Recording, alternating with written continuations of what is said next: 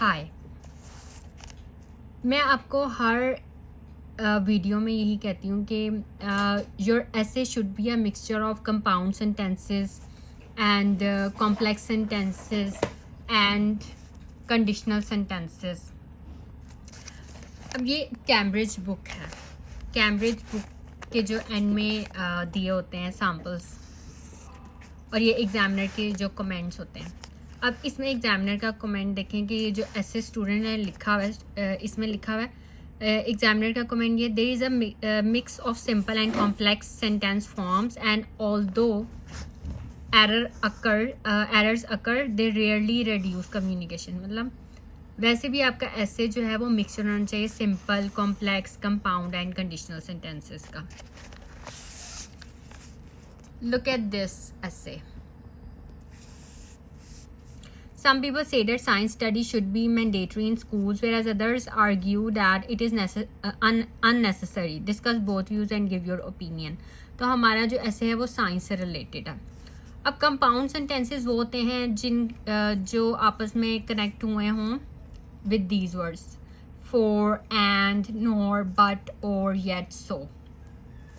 और जो complex sentences हैं उसमें जैसे कोमा विच बहुत ज़्यादा मतलब इसके तो हैं, ये आप चेक कर सकते हैं। So look at this sentence, it can not be denied that the countries that support more science programmes are more progressive than those which don't give importance to science.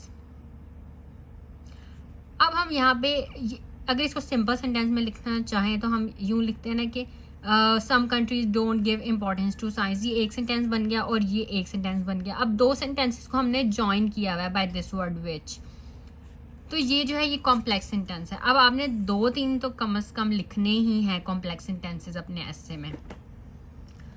और look at the example of conditional sentence. तो conditional sentence start होता है if से।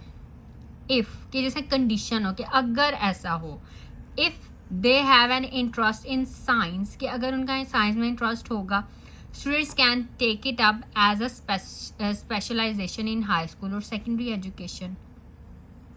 Now look at the next example, if taught in an engaging and interesting way it will help with the holistic development of children।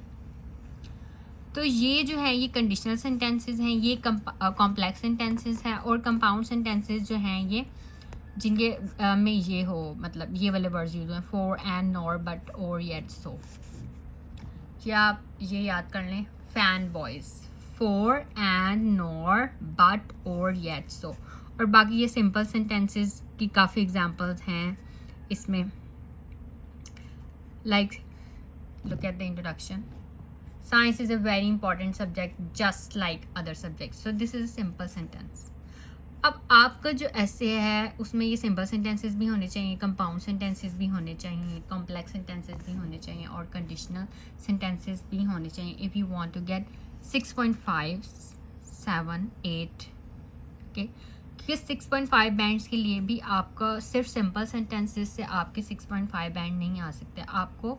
आपका complex sentence structure होना चाहिए, क्योंकि examiner ये mention करते हैं कि स्टूडेंट ने कॉम्प्लेक्स स्ट्रक्चर्स यूज़ किए हुए हैं। ये देखें, अभी अपने कमेंट में मेंशन करते हैं कि ये सिग्नलिंग डिवाइसेस का यूज़ किया है स्टूडेंट ने। However on the one hand, on the other hand, for instance, to sum up and other example of cohesive devices जो यूज़ की हुई हैं are also use such events during this time. Paragraphing is signalled though not consistently। The range of vocabulary is quite wide and shows awareness of collocations use की। मैं collocations की भी बार बार बात करती हूँ, like participate in group activities, schedule their time, current generation, give them permission। मतलब जो student ने मेंशन किए हुए हैं ना वर्ड्स, मतलब ऐसे में वो वर्ड्स एग्जामिनर ने मेंशन किए हुए हैं। जहाँ पे आप स्पेलिंग मिस्टेक करेंगे वो भी मेंशन करेंगे, जो लाइक एरर्स, इंटेलिजेंट की स्पेलिंग नहीं ठीक, पॉजिटिव के नहीं ठीक,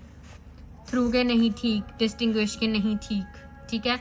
तो आपने इन सब चीज़ों का ध्यान रखते हुए अपना ऐसे लिखना है। Okay, so that's all for this video. If you have any questions you can ask me in comments.